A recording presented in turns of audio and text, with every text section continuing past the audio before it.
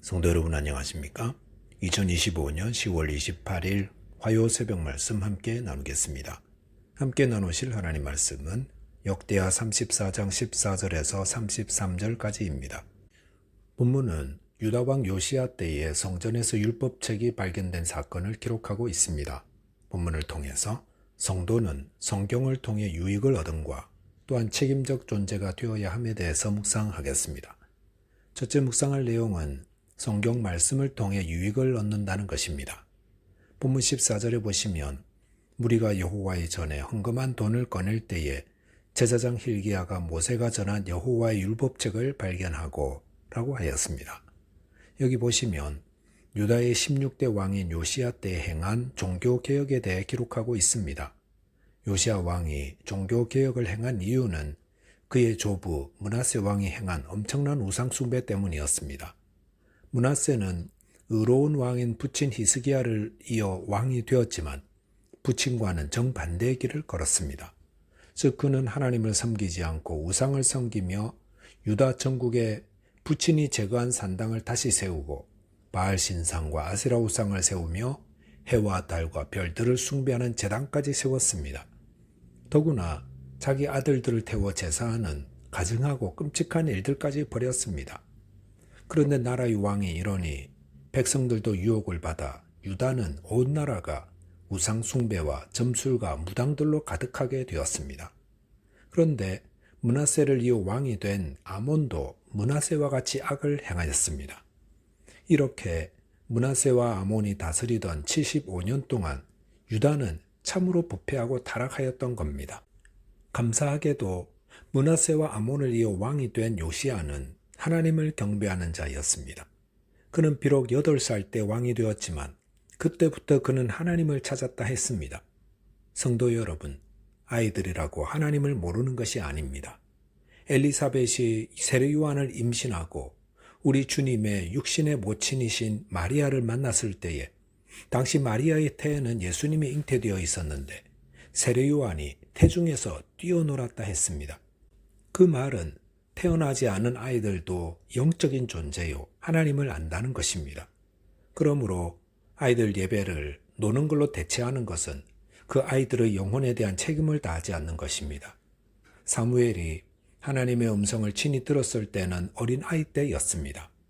역대하 34장 3절에 보시면 요시야 왕도 8살 때 하나님을 찾았다 하였습니다. 아이들에게 하나님을 바로 알려주고 찾게 하도록 인도해야 하는 것이 교회와 부모가 할 일입니다. 요시야는 20살 때에 유다와 예루살렘에 있는 산당들과 우상들을 다 부수고 제거하는 일을 했습니다. 또한 왕위에 있은 지 18년째인 26살 때에 그 땅과 성전을 정결하게 하였습니다. 그런데 그럴 때에 제사장 hil기야가 성전에서 모세의 율법책을 발견하게 되었습니다. 이 율법책의 발견은 요시야 왕과 온 유다 나라가 새롭게 되는 중요한 출발점이 되었습니다. 본문 19절을 보시면 왕이 율법의 말씀을 듣자 곧 자기 옷을 찢더라 하였습니다. 성전에서 발견된 율법의 말씀은 요시야 왕 앞에서도 낭독되었는데 그 말씀을 들을 때에 요시야 왕은 극심한 슬픔과 고통으로 자기의 옷을 찢었습니다. 이것은 회개의 표시였습니다. 그리고 요시야가 이 율법의 말씀을 듣고 회개하였기 때문에 하나님은 요시야 때에는 진노를 때리지 않으시겠다고 심판을 피해가는 은혜를 베푸셨습니다. 유다 나라는 므낫세 왕과 아몬 왕 때 행한 악한 일로 인해서 하나님의 진노의 그릇이 거의 다 기울어져 있었습니다. 그런데 요아스가 율법의 말씀을 듣고 회개함으로 요아스는 하나님의 심판을 피해갈 수 있었던 것입니다. 요아스의 회개는 무엇 때문에 시작되었습니까? 요아스가 어느 날 생각하다가 이래선 안 되겠구나 그래서 회개한 것이 아닙니다. 그의 회개는 성전에서 발견된 하나님의 율법의 말씀을 들을 때에 시작되었습니다. 그 말은 하나님은 하나님의 말씀을 통해 우리를 회개의 자리로 인도하신다는 것입니다. 그렇기 때문에 디모데후서 3장 16절에 보시면 모든 성경은 하나님의 감동으로 된 것으로 교훈과 책망과 바르게 함과 의로 교육하기에 유익하다고 하였습니다. 요시야는 어려서 하나님을 찾았고 종교개혁을 행하던 자였습니다. 그런 요시야를 더 성결하고 더 정결하게 회개하도록 인도한 것은 하나님의 말씀이었습니다. 저와 여러분이 내 신앙 이 정도면 됐다 만족하지 마시고 날마다 하나님의 말씀을 통해 자신을 돌아보며 회개함으로 신앙의 유익을 얻게 되시기 바라겠습니다. 둘째로 묵상할 내용은 성도는 책임적 존재가 되어야 한다는 것입니다. 성전에서 발견된 율법책은 아마도 모세의 율법책이 아니었나 추측됩니다. 그리고 요시야가 들었던 내용은 신명기 28장에 하나님을 버릴 때 임한 저주에 대한 내용이었던 것 같습니다. 요시야는 이 말씀을 듣고 자기 옷을 찢으며 회개한 후 여선지자 훌다를 통해 좀 더 분명한 하나님의 말씀을 듣게 되었습니다. 본문 25절 보시면 이는 이 백성들이 나를 버리고 다른 신들에게 분향하며 그의 손의 모든 행위로 나의 노여움을 샀음이라.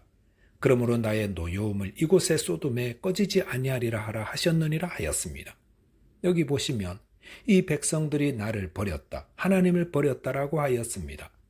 그리고 다른 신들에게 분향하며 하나님의 노여움을 샀다고 하였습니다. 그렇기 때문에 하나님이 유다에게 그 노여움을 쏟으셨다고 했습니다.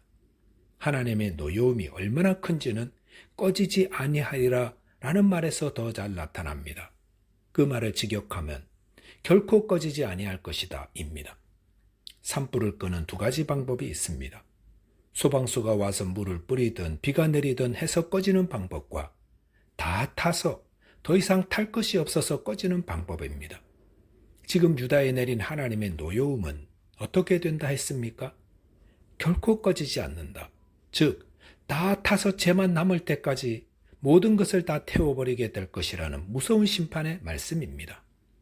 구약 성경을 읽다 보면 하나님의 무서운 심판에 대한 말씀들을 대할 수 있습니다. 이런 부분들을 잘못 오해하면 하나님은 무서운 하나님, 늘 화가 나 있고 벌 주려고 늘 관찰하는 분으로 볼 수 있습니다. 하지만 처음 하나님과 성도의 관계는 어떠했습니까? 그것은 하나님의 무조건적 사랑으로 이루어져 있었습니다. 하나님은 에덴 동산의 아담을 창조하셨지만 그가 홀로 거하는 것이 좋지 않아 보여 하와를 창조하여 배필로 주셨습니다. 이것을 통해서도 하나님의 사랑이 드러나 있습니다.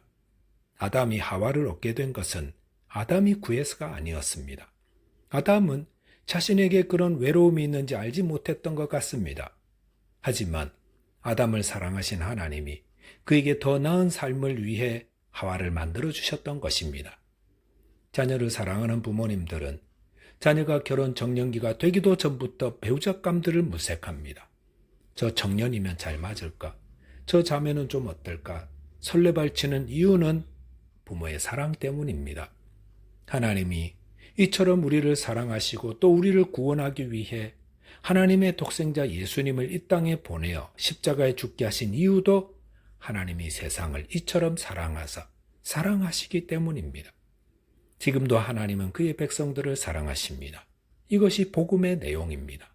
그런데 많은 분들이 하나님의 사랑만 이야기하고 그 다음 이 큰 사랑을 받은 내가 어떻게 해야 하는지는 생각하지 않는 것 같습니다. 하나님의 큰 사랑을 받았다면 그 다음은 그에 합당한 삶을 사는 책임적 존재로 사는 것이 당연합니다. 그런데 3살부터 사랑을 받아 자란 아이가 30살이 되고 60이 되어도 여전히 그 사랑만 받을 줄 알고 그 사랑을 베풀어 주신 분께는 어떠한 사람이 되어야 하고 어떤 생각, 어떤 행동을 해야 하는지 생각하지 않고 있다면 우리는 그런 사람을 철없는 아이라고 부릅니다. 유다의 백성들이 바로 그런 자들이었습니다.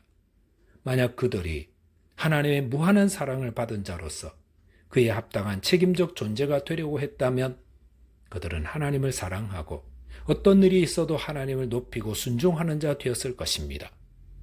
성도는 책임적 존재로 살아야 합니다. 자녀들이 자라 첫 월급을 따서 부모인 내복을 사다 오면 부모님들은 그 내복으로 인해 기뻐하지 않습니까? 그것은 그가 책임적 존재로 살려 하기 때문입니다.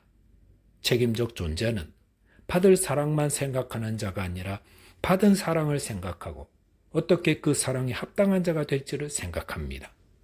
저와 여러분이 하나님께 받은 그 많은 사랑을 기억하며 어떻게 그 사랑에 합당한 자로 살아야 할지 성도의 책임을 다하는 자 되시기 바라겠습니다. 기도하겠습니다. 하나님 아버지, 저희에게 하나님의 말씀을 들려주셔서 회개하며 정결한 삶을 살게 인도해 주옵소서. 또한 하나님께 받은 그 큰 사랑을 기억하며 그 사랑에 합당한 책임적 존재로 살게 해 주옵소서. 예수 그리스도의 이름으로 기도하옵나이다. 아멘. 오늘도 믿음 안에서 승리하는 하루 되시기 바라겠습니다. 감사합니다.